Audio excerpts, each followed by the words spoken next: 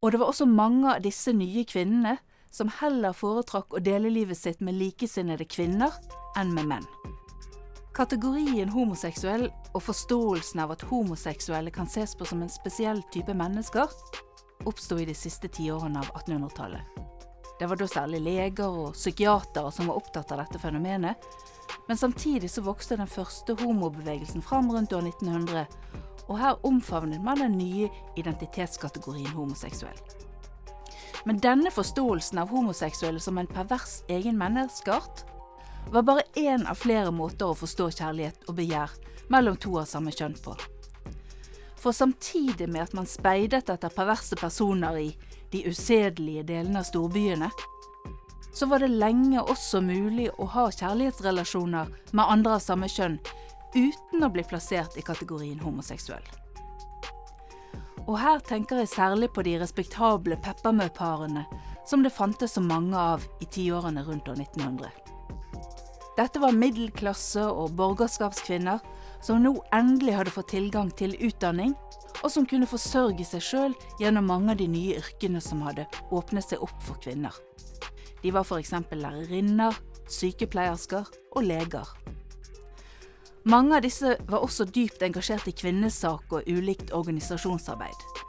De ble ofte kalt for de nye kvinnene, fordi de på mange måter brøt radikalt med de forrige generasjonenes forventninger til hva et kvinneliv skulle være.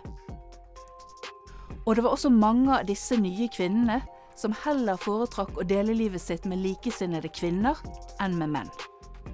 Disse relasjonene ble ofte kalt for romantiske vennskap.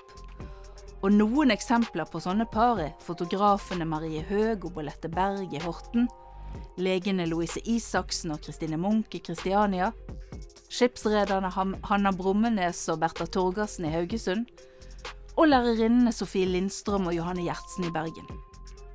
For tiden forsker jeg på Norges første kvinne med doktorgrad, Agnes Mathilde Wergeland, som også var en av disse nye feministiske og kvinneelskende kvinnene.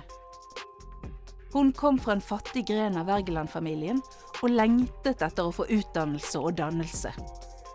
Etter mye strev kom hun seg til München i midten av 1880-årene, og i 1890 tok hun altså doktorgrad i historie ved universitetet i Zürich. Hun fikk seg ikke jobb i Norge, emigrerte til USA og endte etter mange prøvelser til slutt opp som professor ved universitetet i Wyoming.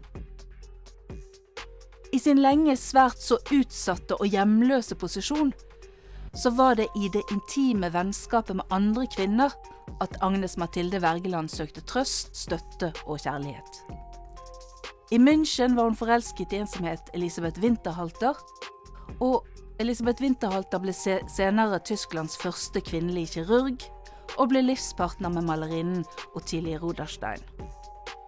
I USA var dr. Wergeland det første 10-året sammen med en Catherine Merrill, som ble professor i amerikansk litteratur, og etter at dr. Wergeland flyttet til Wyoming i 1902, så ble hun sammen med dr. Grace Hubbard.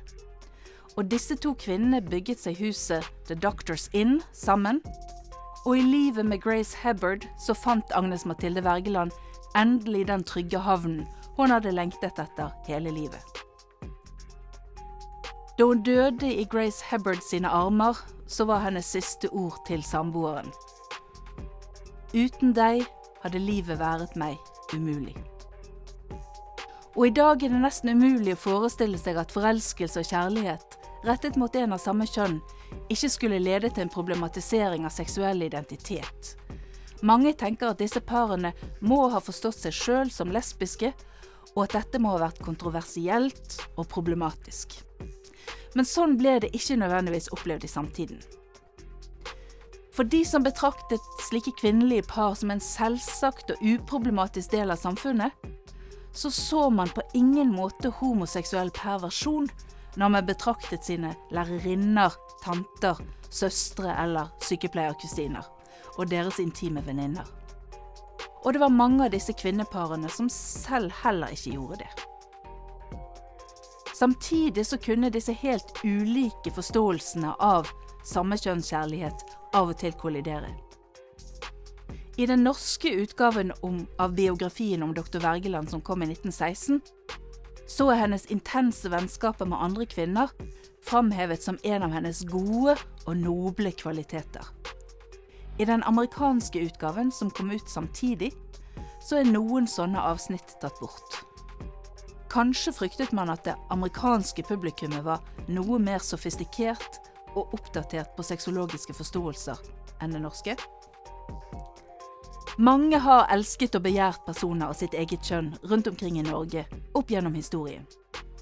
Og en av de mange tilgjengelige kulturelle forståelsesrammene for dette har altså vært romantiske vennskap.